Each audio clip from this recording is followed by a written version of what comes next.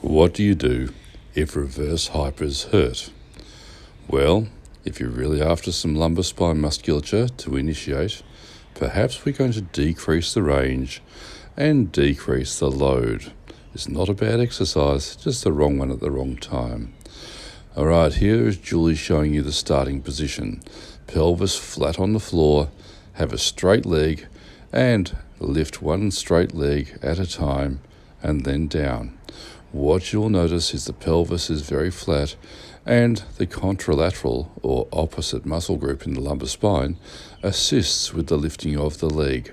This is the early stage of some lumbar spine rehabilitation for people who may wish to progress to the reverse hyper. It's an awesome exercise. Then we may start to progress towards lifting two legs at once very soon. About 15 to 25 repetitions per leg, and then we shall start with lift both legs at once. Of course, this is a higher force. The idea is this should never hurt. This is a basic level. One leg first. Once you have that well tolerated, then two legs to lift. This involves the very lowest levels of your lumbar spine musculature, as we call them, the pars lumborum components of iliocostalis and longissimus. They provide what we call posterior shear force. So doing this can be aggravating to some people. Well, if this was aggravating, imagine how it would feel if you threw them onto a reverse hyper. Around about 25 repetitions is a really good endurance creation.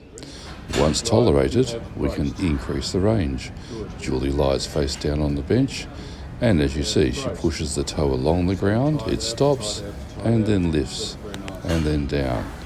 This, once again, it's for the lumbar erectors to begin some hypertrophy and control with posterior shear. Beautifully performed on the bench, drive the foot back, stop, and lift.